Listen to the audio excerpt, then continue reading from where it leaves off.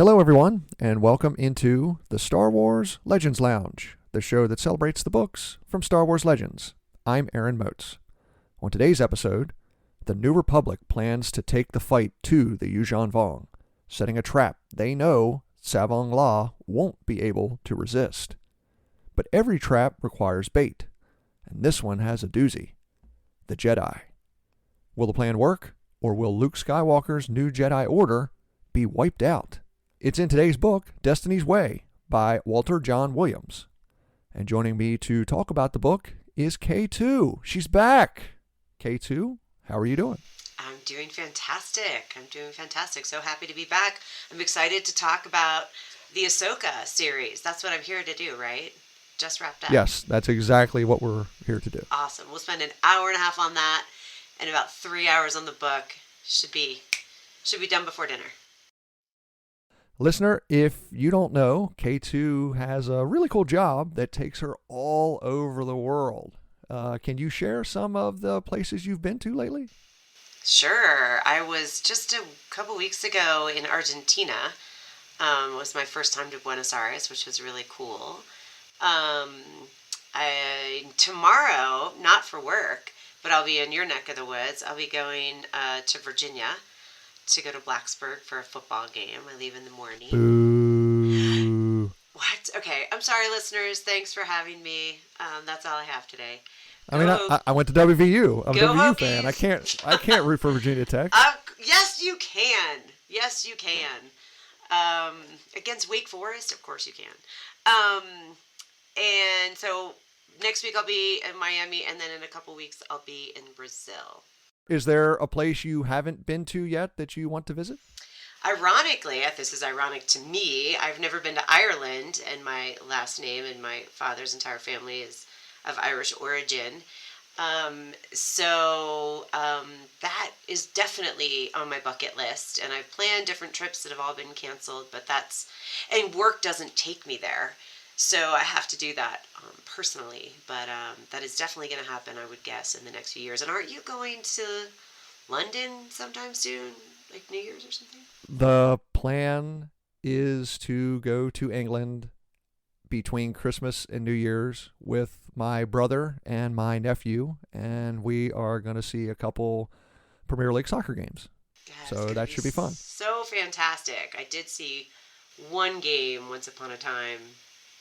I was at Old Trafford for the opening when Man U had won the Premiership. So it was like, I don't know, 13 years ago or something, 14 years ago. It was the opening game of the season. It was really, really, really fun. So I hope you're going to have a blast. And you're seeing what?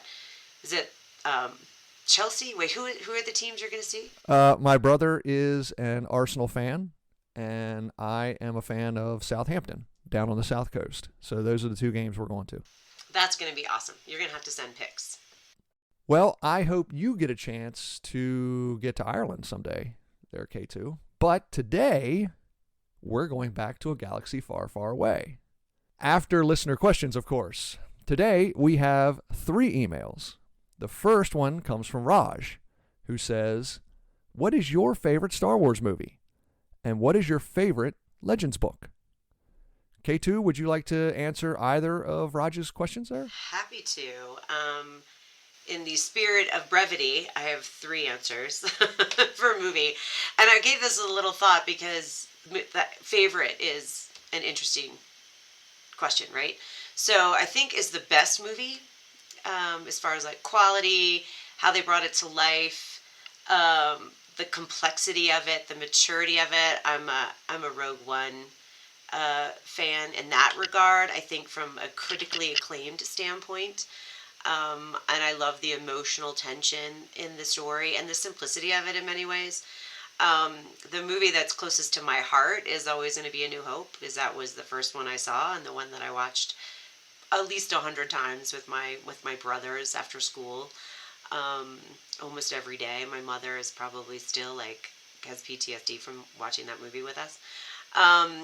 And I think the ones with the most compelling stories are kind of fan favorites, which are Empire and Revenge of the Sith. Revenge of the Sith, when I first saw it, because I had issues with kind of the acting and some of the writing and things like that. It didn't land for me the same way as it does now after Clone Wars, and really getting like the whole picture and the emotional connection to Anakin in a way that I didn't get in the movie. So anyway, that is a very long answer to a very simple question. And what about your favorite Legends book? So it's the Legends. I mean, the heir to the Empire, heir of the Empire. Which is it? Heir to the Empire. Heir to the Empire. I think is fantastic, and everyone should read that trilogy. As far as in this series, a New Jedi Order series, I could make an argument for the book we're about to talk about, Destiny's Way. I really loved Traitor, which was the book you and Matt just did. I thought Jason's story was really, really interesting. And I really loved Star by Star, which was the other book that I did. And I think that I'm somewhat biased because I really dig into those books a little bit more, but they were also... You keep giving me the long books. Have you noticed that? It's just the rotation. That's the way the rotation. I didn't look into it beforehand, but think of that. You got Star by Star, which is one of the best book of the series. You got this one, Destiny's Way, another excellent story, and the next time you're on is the final book in the series, Unifying Force. I'm beginning to think I'm your favorite, Aaron. Oh, well, of course. Yes, naturally. I hope everyone's listening. I hope Kat and and Jay and Matt and Scott all heard that loud and clear. You want to say that again? I'm the favorite. Yes, K2 is my favorite. Just kidding. They're all my favorite. But yes, so that's what I would say. I think this book is fantastic, and I hope everyone listening has read these stories because they really, really are so much better than I anticipated when you first brought this idea to us. Well, that's cool. As for me to answer Raj's questions, my favorite movie is The Empire Strikes Back. I think it's the best film. I agree with you, K2, that favorite can change for certain people. I mean, it sometimes it depends on what you're looking for at a certain time. I do think Empire is the best overall story. But man, every time the dogfight at the end of A New Hope comes on, I'm going to watch the whole thing. I'm going to watch the entire Death Star battle. So, yeah, as far as the whole movie goes, it's Empire Strikes Back. But I have favorite parts of every Star Wars movie. It doesn't matter which one. There are parts in every movie that I love. As far as Legends books, I've said it before, I don't have a single favorite Legends book. I think there are a group of about 5 or 6, in my opinion, that I enjoy more than the rest. The first book in the Heir to the Empire trilogy, I think, is the best book in the trilogy, the one actually called Heir to the Empire. I think Traitor, here in the New Jedi Order series, is my favorite in the New Jedi Order. Kenobi by John Jackson Miller, I think, as a standalone book, is the best novel in Legends. It's not part of a series. It's just a standalone novel. I think it's the best one. I like the first book in the Republic Commando series by Karen Traviss called Hard Contact. I think that is an excellent book. And then the Revenge of the Sith novelization written by Matthew Stover. I am not a big fan of the movie. It's got good parts in it. Overall, it's not one of my favorites. But I think as far as novelizations go, it's tremendous. If everything that's in the novelization would have been in the film, and depending on how George Lucas had shot it, I think it may be my favorite movie. But at least as far as novelizations go, it's my favorite film adaptation. Yes, I did read. I haven't read a lot of Star Wars books. You guys know them all. I've read what we just talked about, and then Ahsoka and The Revenge of the Sith, and I agree with you that. But that's what I was saying in my answer, was the story is up there as one of the better stories. The execution of the movie, I actually have to force myself to watch it. Like, I don't think it's that good of a movie. I think it's that good of a story.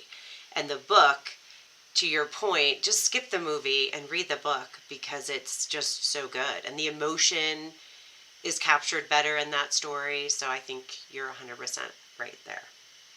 Thank you very much for that email, Raj. All right, today's second email is from Peter, who says, I'm a huge fan of your podcast. A year ago, I moved from Austria to Ireland. Look at that, which was quite a change for me. However, listening to your podcast always reminds me of those summer days I spent reading Star Wars books in the garden back home. Recently, you discussed how Star Trek themes made their way into certain Legends books. Even though I have read the Thrawn trilogy several times, in English and in German, I recently stumbled across an odd reference the Grand Admiral makes to Captain Paleon at the end of Chapter 4 in Heir of the Empire. Regarding the Battle of Endor, Thrawn says, you were as dependent on that presence as if you were all Borg implanted into a combat computer. Would this mean that beings like the Borg in Star Trek exist in Star Wars Legends? Aaron? Thank you very much for the email, Peter. So I did some research on your question. I found the quote that you listed in your email, and then I went looking up the term Borg as how it is referred to in Star Wars. In Legends, the word Borg is only listed in one book, and that is the reference that you found. It is that one sentence in Heir to the Empire. It is also listed in 3 issues of the original Marvel Star Wars comic, all the issues being released in 1977. And when they are talking about the Borg, it's just shorthand for cyborg. So you could consider Darth Vader a cyborg, Lobot in Empire Strikes Back a cyborg, the bounty hunter Valance from the old comics a cyborg. Now, you are correct in the way Zahn uses it in Heir to the Empire. He makes it seem like the way the Borg are in Star Trek The Next Generation. How it's a group of cybernetic beings with like a hive mind, all connected to some great supercomputer. I think that's a consequence of Zahn's writing style. Zahn is much more a science fiction writer than a science fantasy writer. The people who bump up against Zahn's writings is because they prefer the more science fantasy aspects of Star Wars. Personally, I like them both. I don't like when Zahn goes too sci-fi, which he does occasionally. But I also don't like when Star Wars goes too high fantasy, which I think it does sometimes.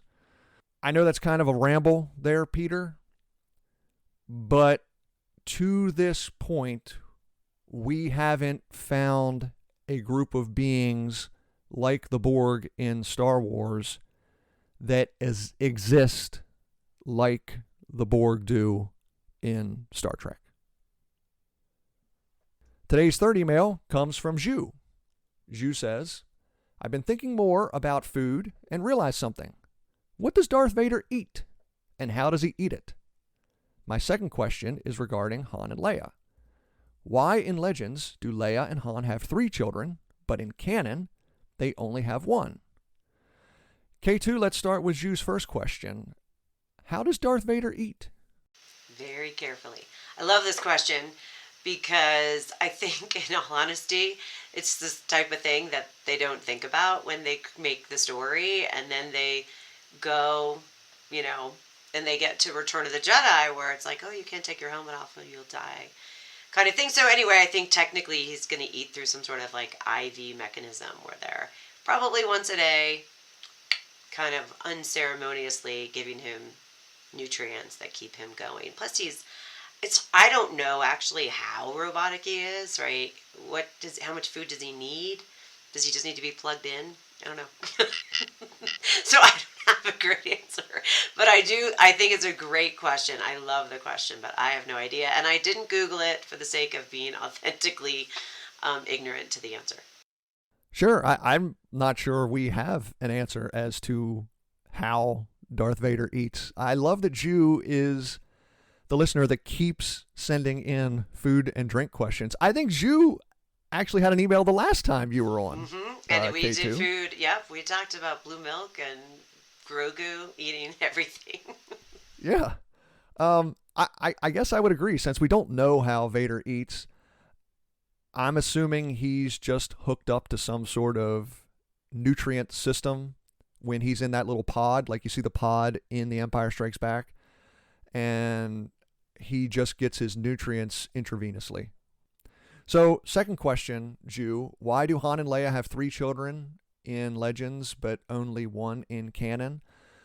It's because the stories in Legends were written outside of George Lucas's scope of Star Wars. So, in the early 90s, people knew that Han and Leia were in love. They got married. They started having children. Well, when the Disney company bought Legends in 2012, they announced that in 2014, they were going to wipe the slate clean when it came to the Legends stories. I love Legends, but personally, I understand from a business standpoint why they would have to do that. If they wanted to make more movies, it was going to conflict with some of these books that had been written.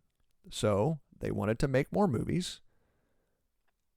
In canon, it was decided that Han and Leia would have a son.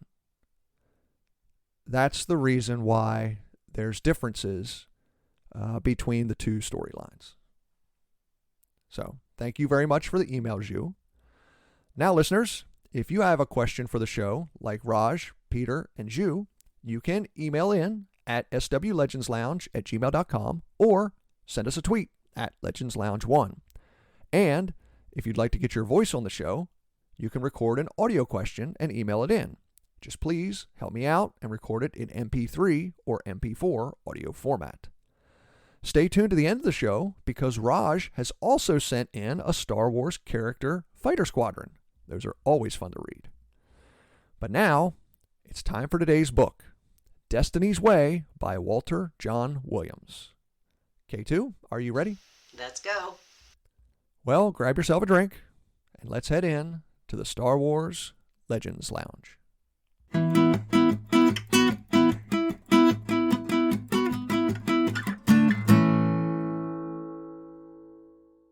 The story begins with Han and Leia on a diplomatic mission to the Imperial Remnant. The New Republic needs some help, and they're willing to make a deal with the Empire. Leia tells Imperial officer Vanna Dorja that they're going to have to enter the war at some point, because sooner or later, the Yuuzhan Vong will turn their sights on the Empire. Suddenly, Leia feels a presence. It's Jason. He's alive, and he's returning to New Republic space. As the Millennium Falcon continues en route to the Imperial capital of Bastion, the ship is pulled out of hyperspace by a Dovan Basal mine. The Falcon is attacked by a small squad of coral skippers. Han sees that they're outnumbered and tries to make a run for it. He uses the gravity well produced by the Dovan Basal mine to slingshot the Falcon around 3 times and destroys 4 of the skips. They're saved from the remaining coral skippers when Jag Fell and a squadron of Chiss arrive and mop up the rest. When Leia tells Jag about her mission to the Imperial Remnant, he says to remain alert. The Empire might agree to join the New Republic, but right now, it would be better for them to stay out of the fight. The New Republic Senate has moved the capital to Mon Calamari, and one of the first orders of business is to elect a new chief of state. When Coruscant fell, Senator Poe named himself chief, but the Senate votes to expel the Quarren and proclaims the position vacant. There are 2 leading candidates, Fior Rodan from Comenor and Cal Omas of Alderaan. Luke meets with both men to ask what they expect from the Jedi if elected. Rodan says he wants nothing to do with the Jedi. He says the Order is a drain on government funds and acts without Senate oversight. Omas says he wants Luke to establish a new Jedi Council, one that will work with the Senate to coordinate actions against the Yuuzhan Vong. Meanwhile, Jason Solo and Vergier travel to Mon Calamari on a stolen coral craft. Just before they arrive, Vergere tells Jason the story of how she joined the Yuuzhan Vong. More than 50 years ago, she was a Jedi Knight in the Old Republic. Vergere says she was sent to a mysterious planet named Zonama Sikat to investigate a group of aliens known as the Far Outsiders. Vergere found Zonama Sikat amazing, a planet bristling with life and the Force. In fact, the flora and the fauna lived in such harmony, Vergere says the spirit of Zonama Sikat itself was alive. But the Far Outsiders attacked the planet, and Vergere was confused that she couldn't sense these aliens in the Force. These were the Yuuzhan Vong. They wanted to destroy the planet, but Vergere used her Jedi abilities to fool the Vong, convincing them that Zonama Sikat possessed tremendous powers. It was then she decided to go with the Vong when they returned to their main forces, to try and study them and figure out why they were invisible in the Force. When they land, Jason and Vergere are taken into custody. Jason is only kept for questioning for a short time, but Vergere is detained for a much more in-depth interrogation to see if she's telling the truth or still an agent of the Yuuzhan Vong. Jason reunites with his family, but it's not the happiest of reunions.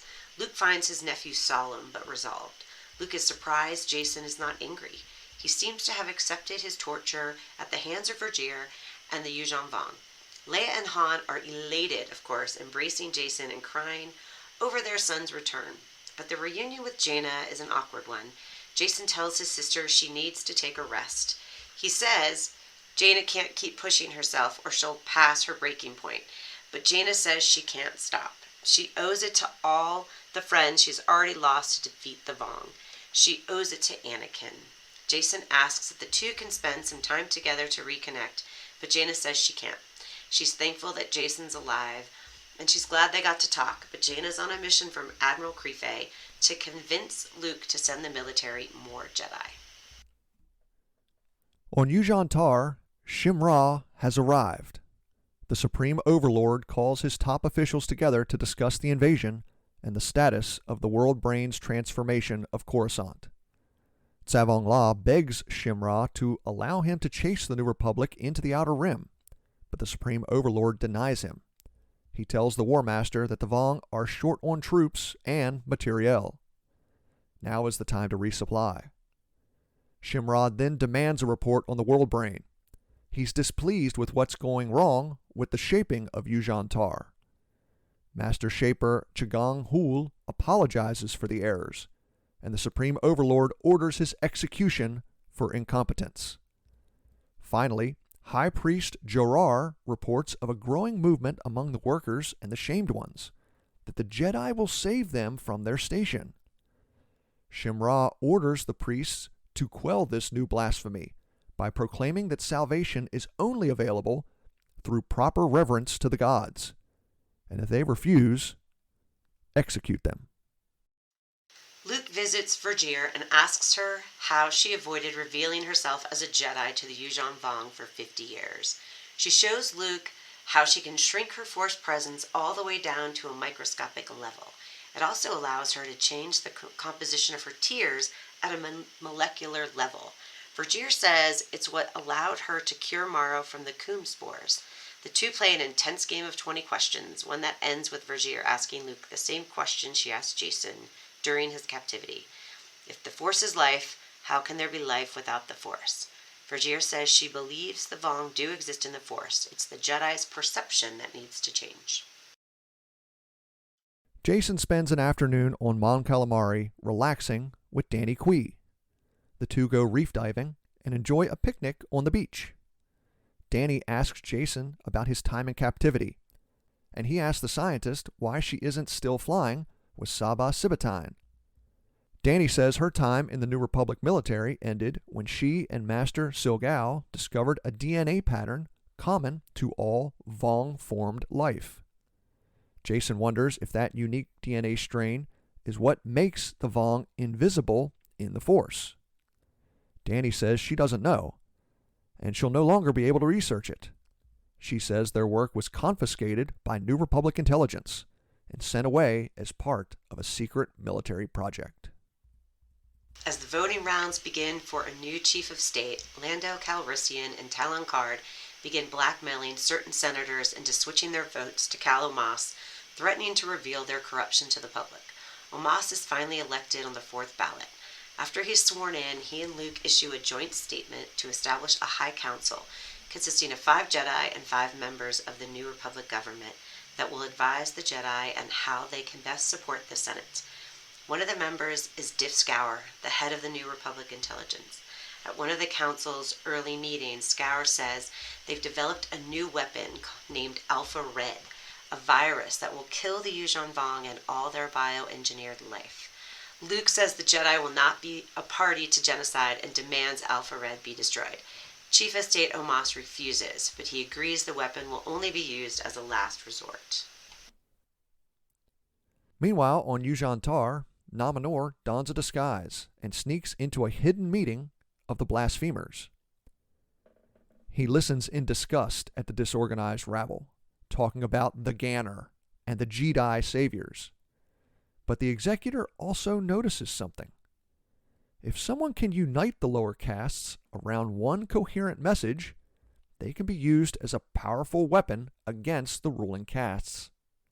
When Nom Anor leaves the meeting, he spots Shimra's grotesque jester, Onimi, and follows the Shame One to a Shaper Dumatech outside the capital. There, he learns that the Shapers are trying to fill the 8th cortex with new information. Heresy, Nom Anor thinks. The 8th cortex is empty. Everything the Supreme Overlord says is a lie.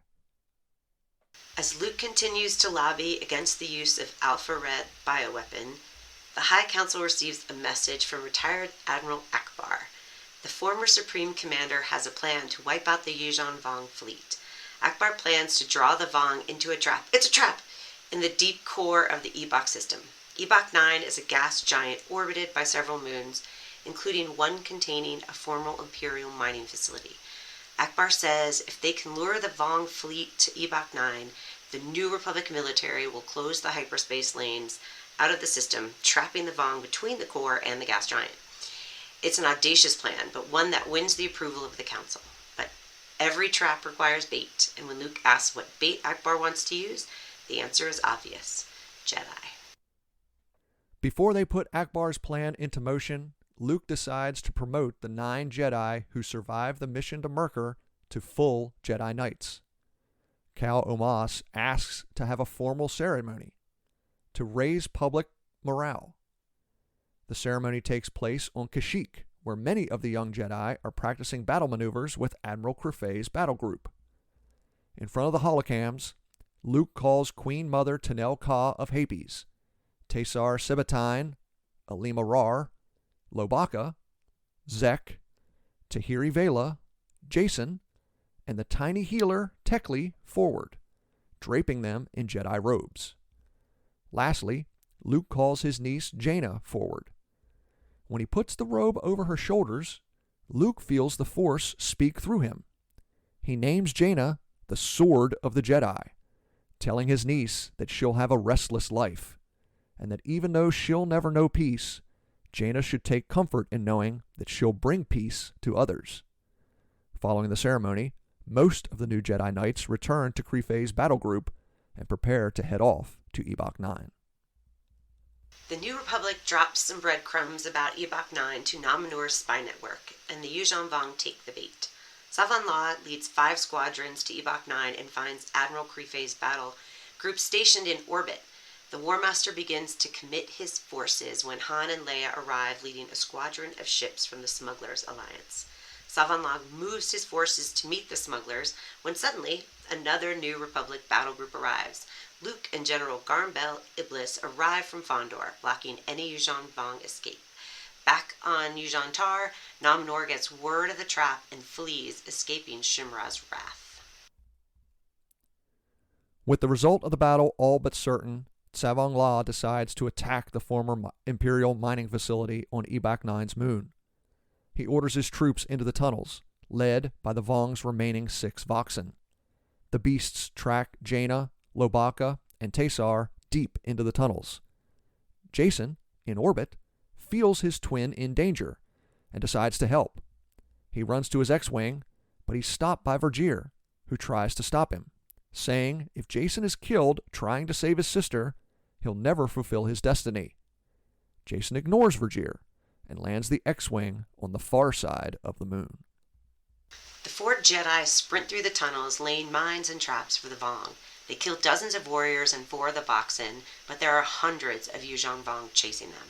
Jaina Lowi and Tesar climb a vertical shaft and take aim at the Vong that try to follow them. Elsewhere, Jason takes a wrong turn and reaches a dead end. He ignites his lightsaber, preparing to make one last stand, when he gets a call from Vergere, telling him to prepare for sudden decompression. He sends a quick warning to Jaina through the Force, just as Vergere and his stolen A-Wing slams into the opening of the mines. The explosion pushes a huge compression wave through the tunnels, knocking everyone over with a blast of heated air. And then, almost instantly, the air rushes back out of the mines. The Jedi quickly seal their flight helmets, while the Vong scramble for their Nullith breathers. But it's too late. The warriors pass out from the lack of air and die. All that is, except Savon Law. The War Master surprises Jaina, Lowi, and Tesar and attacks. He stabs Lobaka through his shoulder and then turns on Jaina. The sword of the Jedi slashes with her purple blade, but Savon Law dodges and presses his attack. He knocks Jaina's lightsaber away and slashes for her throat. She ducks and grabs Lowi's lightsaber. Jaina blocks the War Master's return slash, but he uses his weight and presses Jaina down to a knee. She struggles against the War Master's strength, but spots her lightsaber lying nearby. Using the Force, Jaina ignites her blade and sends it flying, stabbing Savon Law in the throat, killing him. The story ends a few days later on Yuuzhan Tar. Shurma places a death mark on Nom Anor for the disaster at Ebok 9. The Supreme Overlord then declares that the Yuuzhan Vong will go on the offensive to wipe out the natives of this galaxy. Time for a break. When we return, K2 and I will talk more about Destiny's Way by Walter John Williams. I'm Aaron Moats. Stay tuned. You're listening to the Star Wars Legends Lounge.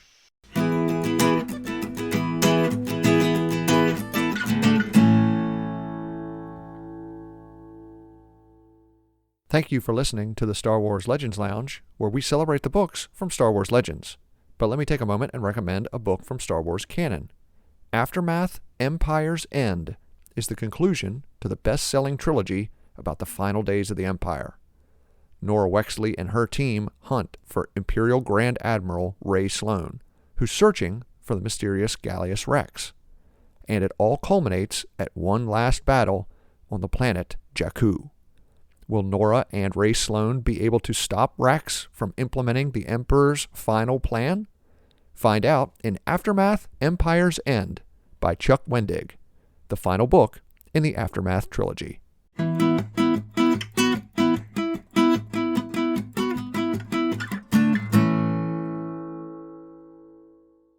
Welcome back to the Star Wars Legends Lounge, the show that celebrates the books from Star Wars Legends. I'm Aaron Moats, and today, K2 and I are talking about Destiny's Way by Walter John Williams, the 14th book in the New Jedi Order series.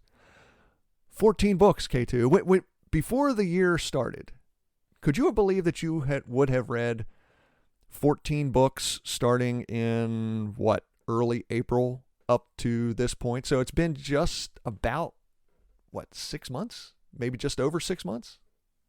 Aaron, the list of things that have happened this year that were not on my list of things to do in 2023 is very long. But yes, reading 14 Star Wars books I'd never heard of definitely wasn't on the list. I'm super glad I did. I think these are fantastic. And it's kept me, while there's a million things going on in my life, it gives me, I love fantasy. I love escaping. So it's really kept me focused on keeping that in my life, which has been really, really great. So it's crazy, though, to think that, and we still have 5 more to go.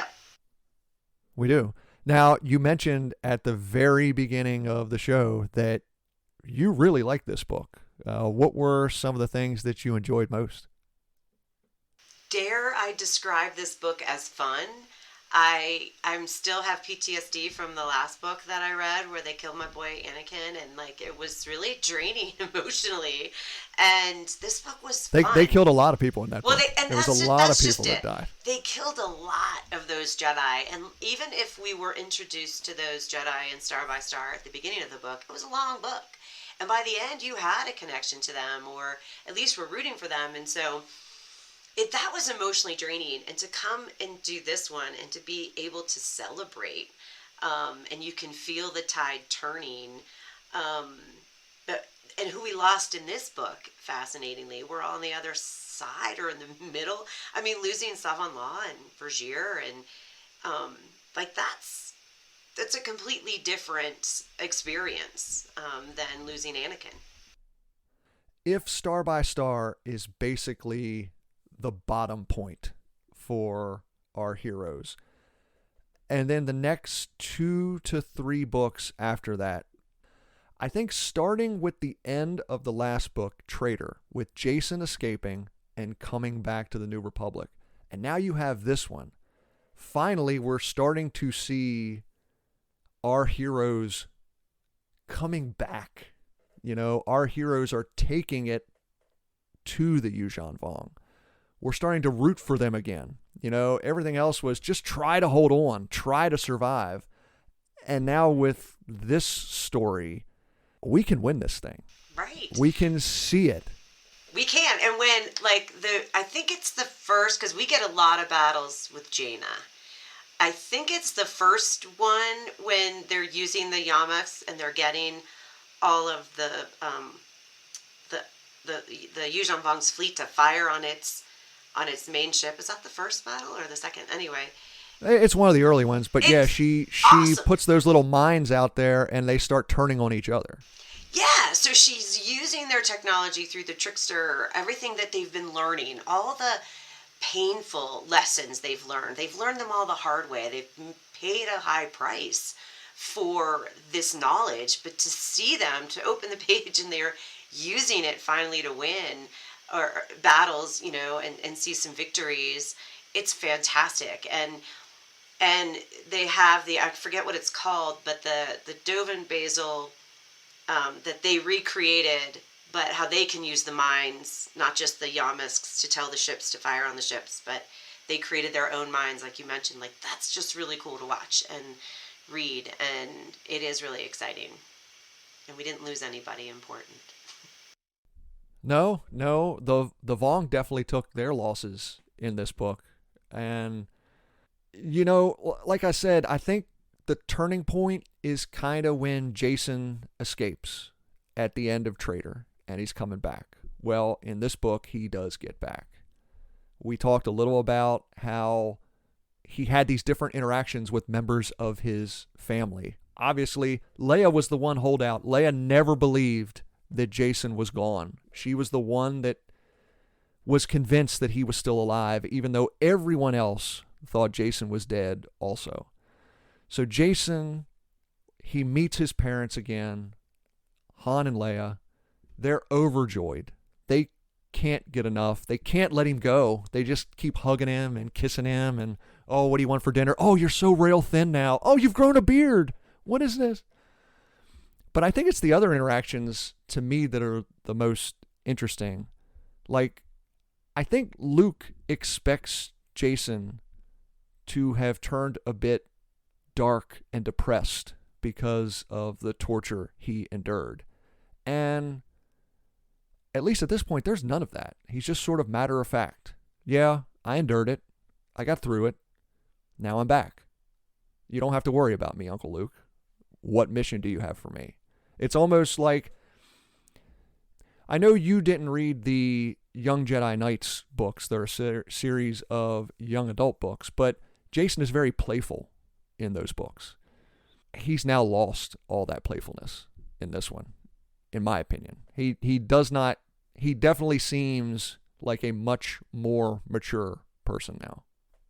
He's been through it, right? But think about when I was thinking about this dialogue we were going to have, it makes me reflect back to earlier in the series and how different these characters are and the journey that they've been on in these 14 books. And Jason was very resistant to things that maybe Anakin believed in, and they were always at odds, which everyone talked about how that got old. But he's been through Anakin's death, which, again, on the first book we did, we talked a lot about grief and how that plays into character development. And then he goes through this torture, and then he wrestles with himself. And I think, and we can either go into that now, but the dialogue with Vergier and Luke is just like the nucleus of this story. It's fantastic how they kind of go back and forth, and how she's still teaching him. It's like she has so much to teach him. But the idea of breaking him so he has nothing, and then he can kind of determine or understand who he is, that has to have had an impact on what it is you're describing. So he's come back in this neutral mind, maybe still at war with himself, maybe better understanding himself. Who knows really why you're getting this kind of neutrality, and he's like very almost peaceful, right? He's not angry at anything. He'll jump. He's excited. He's still got the love and the excitement. He's excited to see Jaina. He's excited to save her. You can feel the passion that way, but he doesn't have the anger. But he's not mad at Vergier. Like, he likes her. They're buds. Obviously, all of his family members are angry at Vergier. Luke is angry at Vergier. And there are plenty of times where Luke has to tell himself to rein it in, to not let his anger overcome him. You're right. Vergier tells Luke the reasons she had to do what she had to do for Jason. He's been raised by two heroes of the galaxy. He studied the Force under the hero of the galaxy. He's got a tremendous support system. Obviously, being trained as a Jedi, he's got the Force to help him. And Vergier tries to explain to Luke that the only way she could get Jason to survive incarceration with the Yuuzhan Vong is to take everything away from him so that he only could rely on himself. That Mom and Dad and Luke and Jaina aren't coming to rescue me. That the Force, when it comes to the Yuuzhan Vong, at least at this point in time, is not going to help me. So I have to figure out a way to rely on myself in order to get out of this situation. And on top of that, he's not a product of being a solo child or being the apprentice to Luke Skywalker. And these like roles he's playing, he strips down. And I have the quote here: in that state of complete disinterest, everything else having failed him, he had no choice but to be himself, to choose and to act. And when you're the son of Han and Leia and you're the apprentice of Luke, you probably don't even know who you are. So it's a fascinating kind of psychological kind of game that she plays, but she's clearly so, I mean, we don't even get that much Jedi time with her, but what she gives us, I think she's wise like a Yoda. And the fact that she mentions Yoda, can we just talk about that?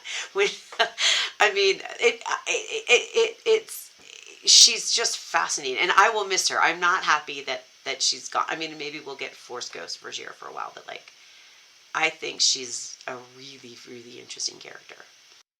Well, was that surprising to you that Vergier was much older than maybe what people assumed at the beginning of this story? That Vergier was a Jedi Knight 50 plus years ago, that she had studied at the temple on Coruscant, that she knew Yoda, that she had been sent out on this mission, and she made a decision on the mission rather than contacting the Jedi Council about what she had found. The fact that the Yuuzhan Vong were so foreign to her that she made a split-second decision to go with them for 50 years to try to study them. She took one day to make the decision. Yeah, and what drove it, right? So is she, when she's attempting to teach Jason, um, is it because this is how she she saw it in that neutrality of this, well, I'm going to sacrifice. I mean, look at the sacrifices that she made. She just sacrificed 50 years of her life eating Yuzhong Fong food, which they said was disgusting, and that's why she eats so much. I don't know if that's true, but that's what they said.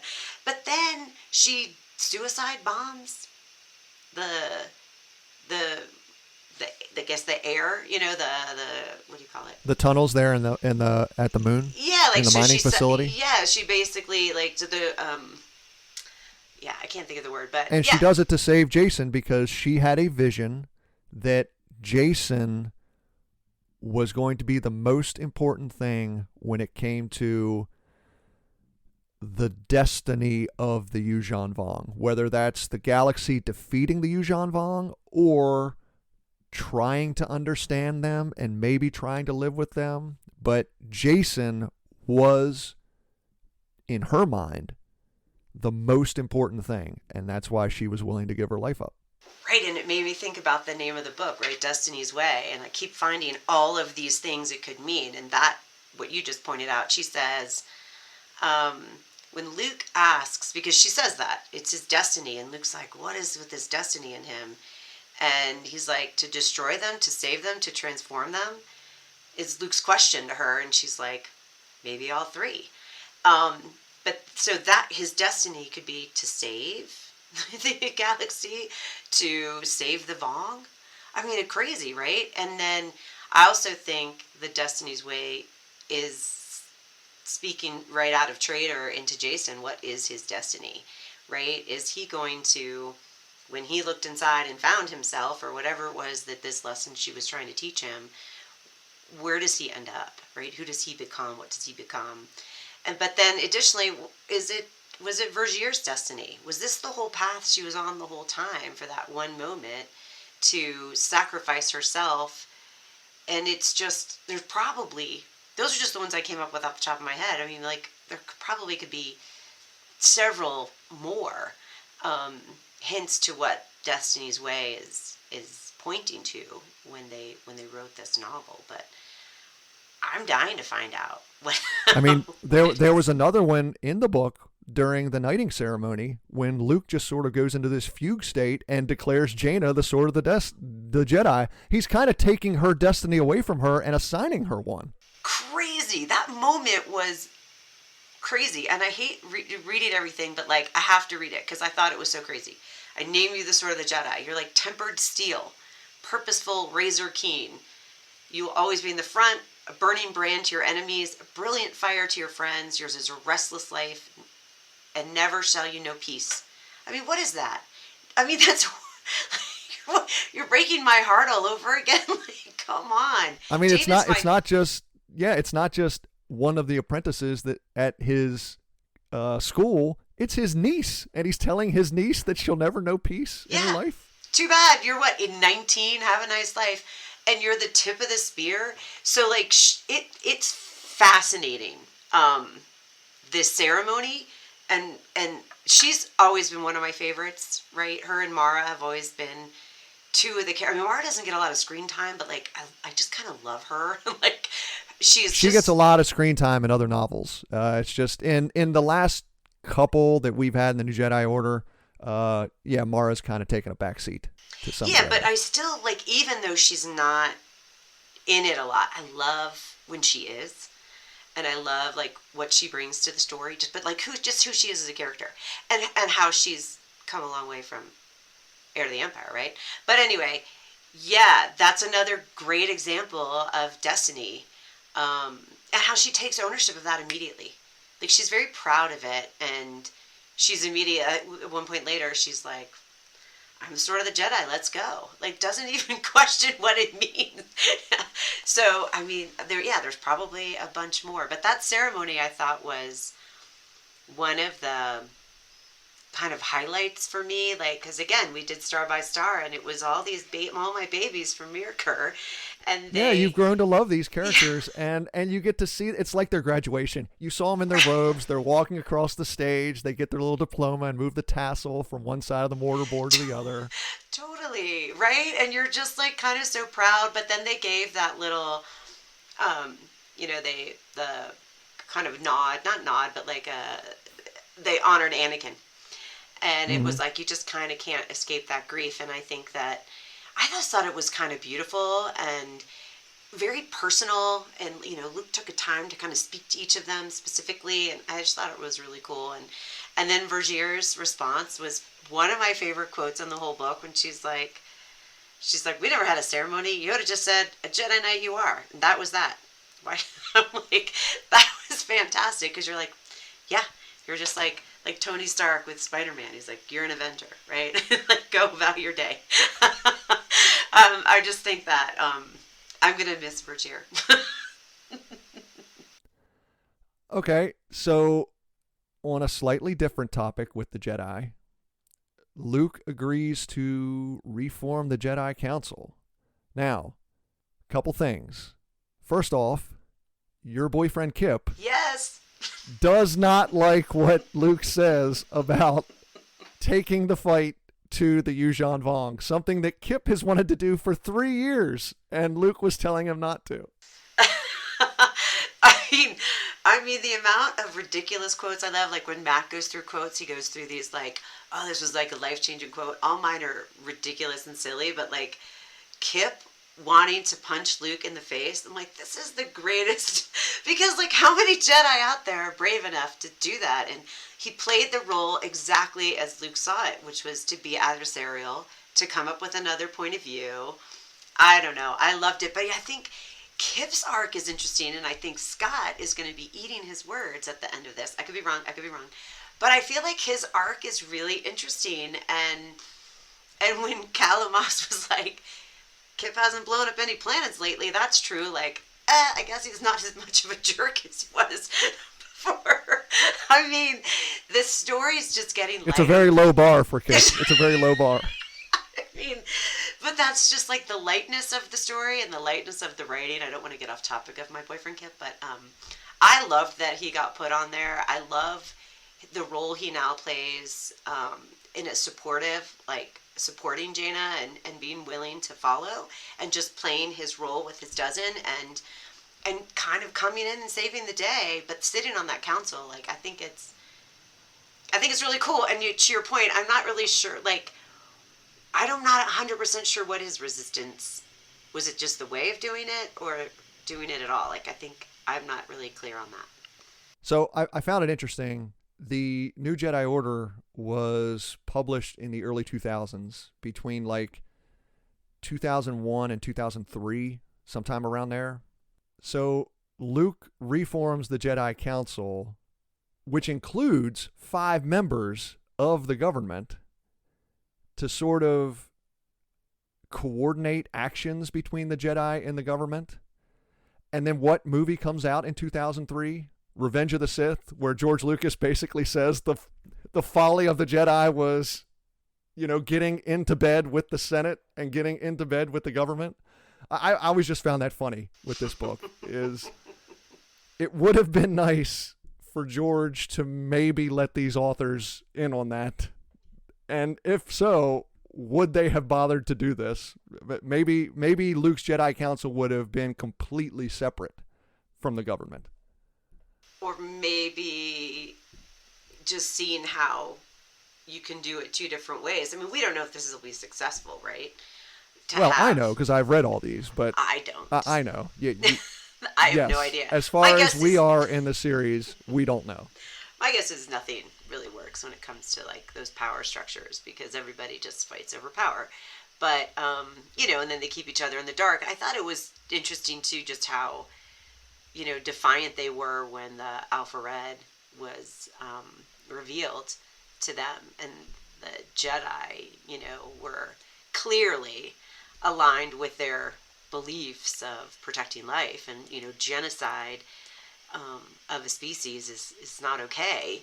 But the Bothans, of course, are like all out there trying to like completely wipe everything out. So they're all on the side of Alpha Red. But and that stems back to what Danny Quee had discovered, right? And they took her work was directly related to that finding of their genetic code, their DNA, something in their DNA, is what they're using to create this Alpha Red to target them and not everybody else, right?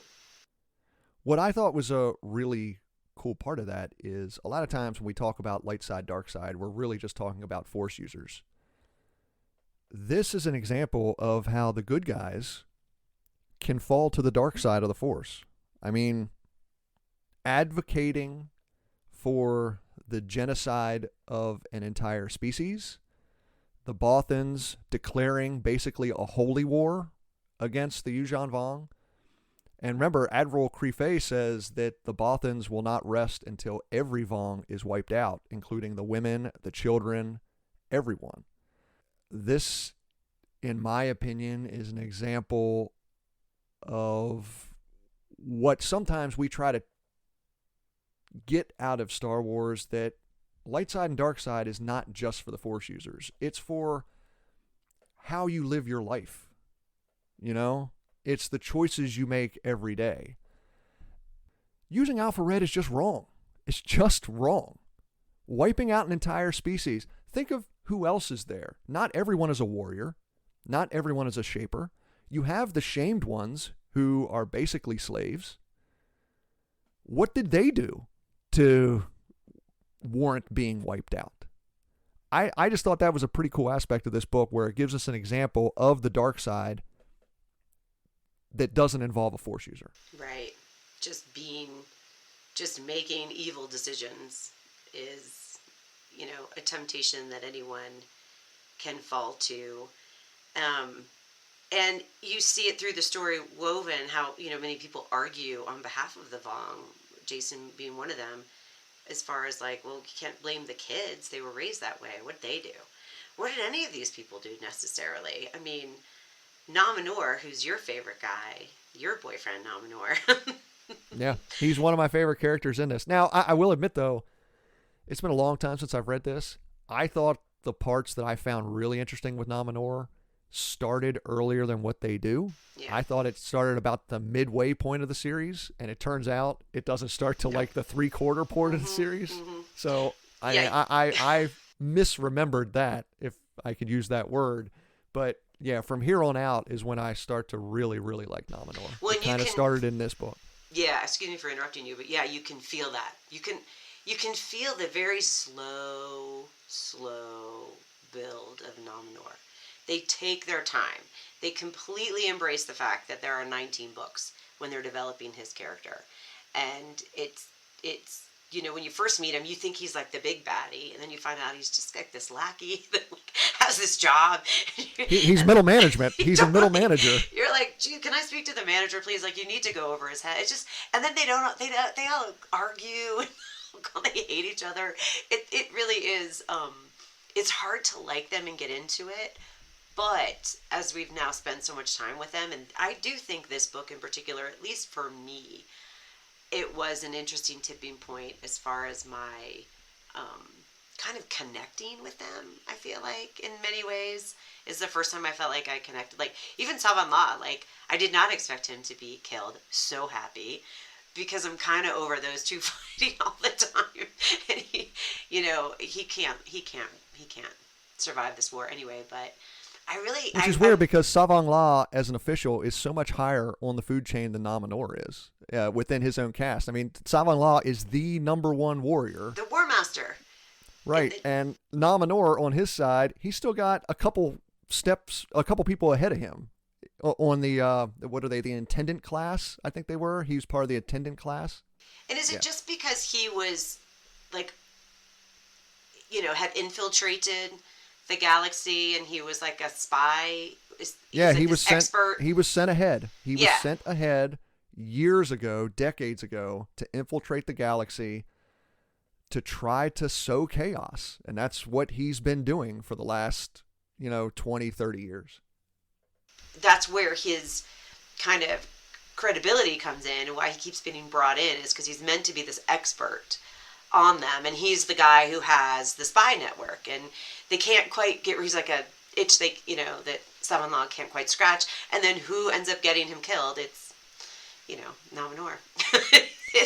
And Yep. his advice to go in and basically completely step into the trap. I love that. It's a trap. The second I heard Akbar talk about a trap, I was like, this just makes me so happy. Like, this is what I thought was so fun about this book, was all these kind of light, playful moments. But that aside, it's interesting that it was Nominor who really decided, son-in-law's fate in the end, sort of. This is the first book that we finally got to meet Supreme Overlord Shimra. It's book number 14. He finally shows up. What do you think about him and his jester, Onimi? I mean, I wasn't really sure what to think. I felt they were just another kind of egotistical, I'm the boss. Like, here we go. Here's another guy on top. Like, I keep meeting people that are ranking above everyone else, that they just all seemed the same. They killed that guy because they didn't like what he did. So they were like, take him out back and make sure he knows how bad he's been and kill him and kill everybody else. And, oh, the slaves are talking to the shamed ones, and they're aligning behind, like, maybe the Jedi can save them. So we're going to make sure we separate them or start to kill them. And somebody else is like, well, let's not kill them too fast. But like it's this brazen, it's, if the fish stinks from the head, right? Like, if that's what that guy thinks, that's what everybody else thinks. He's exactly like what we've come to know about the Yuzhanfang. I don't totally understand where this is going, though, with his little Jester?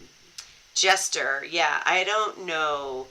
I don't know where that's going. Last question I have for our discussion here. The heresy between the slaves and the shame ones. Talking about how maybe the Jedi can rescue them from their lots in life. And Nominor, at first he's disgusted by it, but ever the opportunist, he says, or he thinks to himself, yeah, these people could easily be wiped out, but if just someone could meld this heresy into something coherent, then the thousands and thousands and millions of members of these lower castes could be very dangerous to the upper castes. What do you think of that right now, and how do you expect this to evolve going forward? Okay, so that's a great question. I didn't give it a ton of thought, but I'll weigh in on it. It's very inspired from history all over the world, right? The French Revolution, picket, like people who the bottom rises up and against the top is pretty kind of 101. I think what's interesting is the bottom of both societies coming together, influencing one another, and how they are idealizing the Jedi. And that could be where Nominor, as an opportunist, maybe he rallies them as a force of his own to maybe, I don't know, be forgiven or flip sides. Like, I don't know. It's an interesting question because he's really, you're right, he's a really interesting character and he's very different than the rest of them, and it's just taken a long time to see that. I believe, obviously, history is inspiring the story, and I can't kind of wait to see where that goes, because they really, like a lot of societies, they're very class centric. And that's really what they seem like. So they're going to also underestimate them, which will be probably a downfall, as it happens in class societies all over the place. If this heresy is spreading through the slaves and the shamed ones, I find it interesting that there is a shamed one right there sitting beside Supreme Overlord Shimra. All right, you're seeding it. You're see. See, right? He's a puppet. He's not. I don't know. I can't wait to find out. It's really, really getting super interesting, and I really cannot wait to find out. Well, it's been a great discussion. Before we wrap up today, we have a new Star Wars character fighter squadron, and it's from Raj, who sent in one of the questions that K2 and I answered at the beginning of the show. Raj has named his squadron Kenobi Squadron. Kenobi 1, of course, the squadron commander is Obi-Wan Kenobi. Kenobi 2 is Anakin Skywalker. Kenobi 3, Luke Skywalker. Kenobi 4, Ahsoka Tano. Kenobi 5, Hera Syndulla. Sabine Wren is Kenobi 6. Jedi Master Plo Koon, Kenobi 7. Kenobi 8 is Ki-Adi-Mundi. Kenobi 9 is Master Yoda. Mace Windu, Kenobi 10. Count Dooku, Kenobi 11. And Kenobi 12, Darth Sidious. Those are some great choices, Raj. I like how you slipped in the 2 dark side users right at the very end in order to, I guess, kind of balance the squad out a little bit. K2, what'd you think of Raj's squad? Excellent. And I would have added Jaina Solo to that list. Oh, another tremendous starfighter pilot. And otherwise, I think it's pretty darn good the way it is. Matt would have added Wedge Antilles. Ah! Big of a Wedge fan. I would have added Wedge Antilles too. Forgive me, Matt. I 100%. I agree. Yeah, I agree with that answer. Well, thank you very much, Raj. Listener, it's now time to wrap up.